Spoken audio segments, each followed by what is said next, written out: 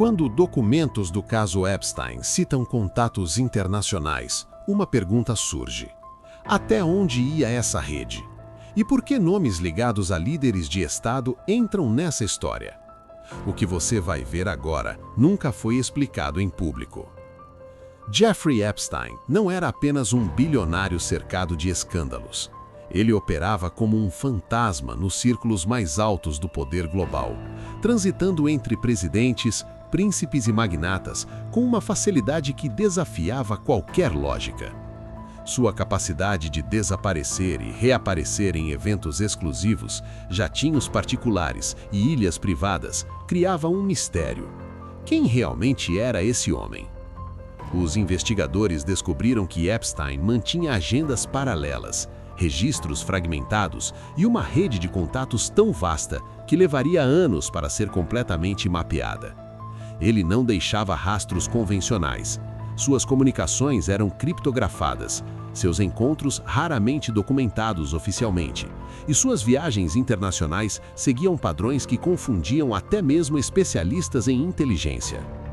O que tornava Epstein verdadeiramente perigoso não era apenas sua riqueza, mas sua habilidade de conectar pessoas que jamais deveriam se conhecer.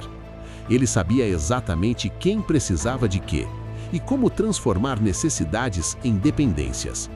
E foi essa expertise que o levou a mirar no homem mais poderoso da Rússia. Se inscreva no canal agora, porque o que vem a seguir vai te mostrar como essa rede chegou até o Kremlin, e você não vai querer perder nenhum detalhe dessa investigação. Em fevereiro de 2026, uma nova leva de documentos do caso Epstein foi divulgada, e o que estava escondido naquelas páginas chocou até mesmo os investigadores mais experientes. Entre dezenas de milhares de arquivos, e-mails e registros de comunicação, um nome apareceu de forma inesperada: Vladimir Putin. Não era uma menção casual, mas evidências de tentativas deliberadas de aproximação.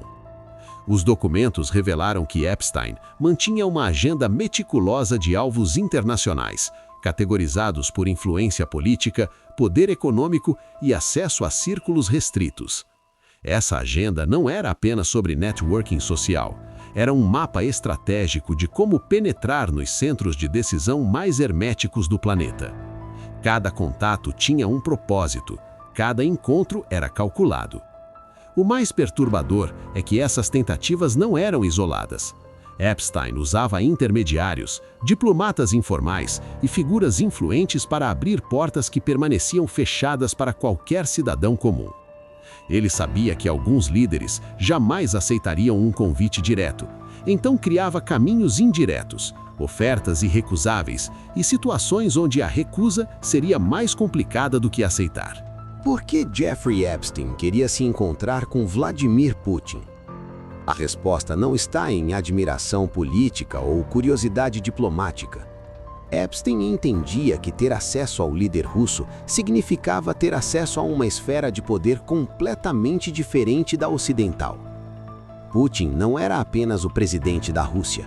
Ele era o eixo de uma rede geopolítica que se estendia por continentes. Os arquivos mostram que Epstein tentou múltiplas vezes estabelecer comunicação com o Kremlin, utilizando canais não oficiais e contatos estratégicos que já tinham trânsito em Moscou. Ele oferecia o que sempre oferecia: exclusividade, discrição e acesso a círculos bilionários do Ocidente. Para um líder que jogava xadrez geopolítico constantemente, essa oferta poderia parecer interessante ou extremamente suspeita. Mas aqui está o detalhe crucial. Não há evidências confirmadas de que o encontro tenha acontecido. Os documentos mostram tentativas, intenções e intermediários acionados, mas nenhuma confirmação de que Putin tenha aceitado ou sequer respondido. O silêncio do Kremlin sobre esse assunto é ensurdecedor e levanta uma questão incômoda. O que acontece quando alguém como Epstein tenta alcançar alguém como Putin? A rede de Epstein não foi construída da noite para o dia. Ela foi tecida ao longo de décadas, com paciência, recursos ilimitados e um entendimento profundo de como o poder realmente funciona. Ele começou nos círculos financeiros de Nova York, onde conheceu bilionários, executivos e figuras políticas que precisavam de alguém discreto para resolver problemas delicados. Epstein se posicionava como um facilitador. Ele organizava jantares exclusivos, financiava projetos científicos e filantrópicos e criava ambientes onde pessoas poderosas podiam relaxar longe dos holofotes. Sua ilha privada nas Ilhas Virgens Americanas se tornou um símbolo desse método, um paraíso isolado onde as regras do mundo exterior não se aplicavam. Ali, ele observava, registrava e acumulava informações. Com o tempo, essa estratégia se expandiu internacionalmente. Epstein passou a frequentar eventos em Londres, Paris, Mônaco e outras capitais globais. Ele cultivava amizades com membros da realeza britânica, magnatas russos, cientistas renomados e até mesmo líderes de organizações internacionais. Cada conexão era uma peça no tabuleiro, e Epstein sabia exatamente como movê-las. Epstein nunca trabalhava sozinho.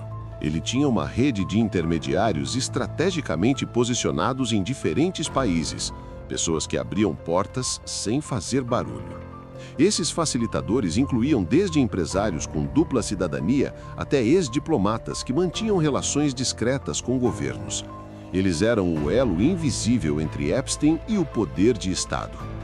Um dos métodos mais eficazes era usar figuras respeitáveis como ponte. Cientistas renomados, filântropos conhecidos e personalidades da alta sociedade serviam como validadores sociais. Se eles confiavam em Epstein, outros poderiam confiar também. Essa estratégia permitia que ele se aproximasse de alvos que normalmente seriam inacessíveis para alguém sem credenciais oficiais.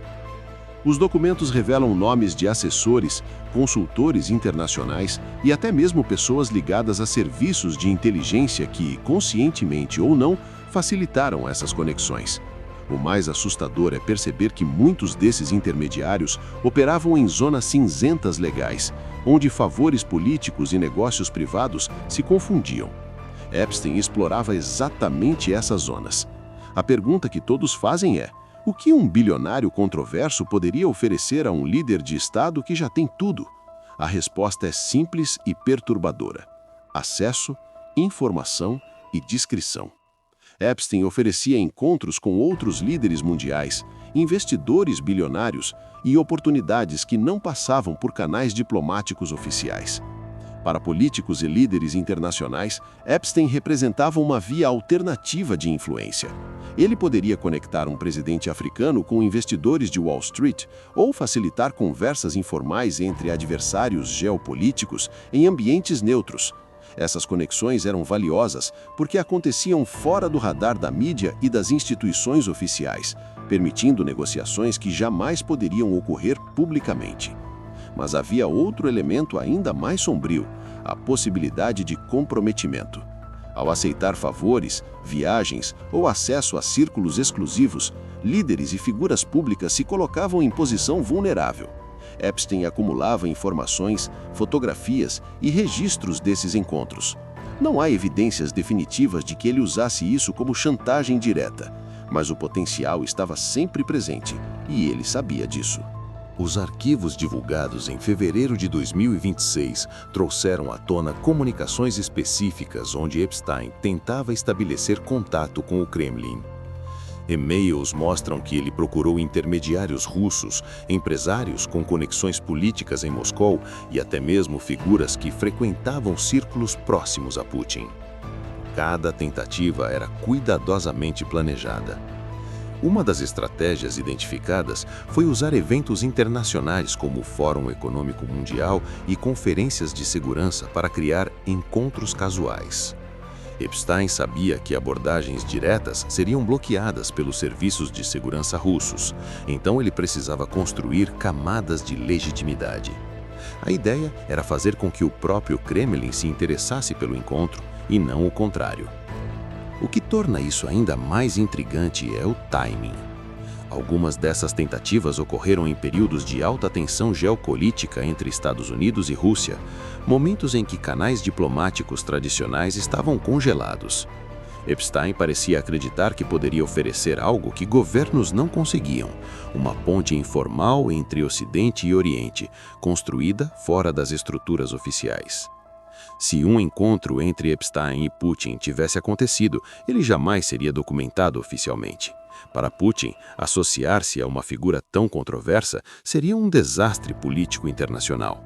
Para Epstein, confirmar uma conexão com o líder russo poderia expor suas verdadeiras intenções e comprometer toda a sua rede de influência. Os riscos eram enormes para ambos os lados.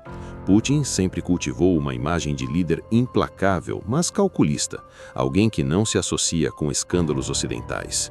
Qualquer vazamento de um encontro com Epstein poderia ser usado como arma geopolítica pelos adversários da Rússia. Já para Epstein, revelar essa conexão significaria admitir que ele estava operando em níveis que ultrapassavam o mundo dos negócios. Mas existe outra possibilidade ainda mais perturbadora. E se o encontro nunca precisou acontecer? E se apenas a tentativa, os intermediários acionados e as comunicações registradas já fossem suficientes para criar pressão ou influência? No mundo da inteligência e do poder, às vezes a intenção documentada é tão poderosa quanto o ato em si. Putin não era o único alvo internacional de Epstein. Os documentos revelam tentativas de aproximação com líderes de diversos países, desde monarquias do Oriente Médio até presidentes de nações europeias. Cada nome na lista representava um tipo diferente de poder: petróleo, influência na ONU, controle de rotas comerciais estratégicas ou acesso a mercados fechados. Entre os nomes mencionados estão figuras da realeza britânica, executivos de conglomerados chineses e até mesmo assessores de organizações internacionais. O padrão se repete. Epstein usava eventos de filantropia, ciência e cultura como fachada para criar proximidade. Ele doava para universidades, financiava pesquisas e se apresentava como patrono das artes, tudo para legitimar sua presença nesses círculos. O que os investigadores estão descobrindo agora é que essa rede era muito maior do que se imaginava.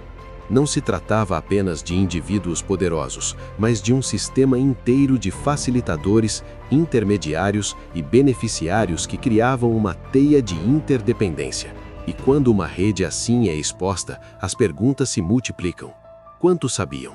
Quantos participaram? E quantos ainda estão protegidos pelo silêncio? O caso Epstein não é apenas sobre crimes individuais, é uma janela para entender como o poder realmente funciona nas sombras. Ele expõe uma verdade incômoda. Existem pessoas e redes que operam fora do alcance das leis, conectando interesses que nunca deveriam se encontrar. Essas conexões moldam decisões políticas, influenciam economias e determinam o curso de nações. A tentativa de Epstein de alcançar Putin revela algo ainda mais profundo: a crença de que todo poder tem seu preço, sua fraqueza ou sua ambição explorável.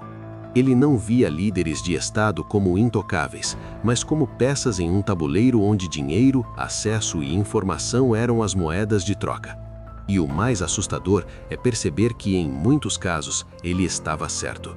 O que esses documentos nos ensinam é que precisamos questionar não apenas quem estava na lista de Epstein, mas por que esse tipo de rede pode existir e prosperar. Enquanto houver zonas cinzentas onde poder e ilegalidade se encontram sem consequências, haverá outros Epsteins construindo outras teias. A pergunta que fica é: quantas dessas redes ainda estão operando agora, invisíveis aos nossos olhos? Se este vídeo te fez enxergar o poder de uma forma diferente, deixe seu like, compartilhe com quem precisa saber disso e ative o sininho para não perder as próximas investigações. O jogo do poder é mais sombrio do que parece, e você precisa estar por dentro.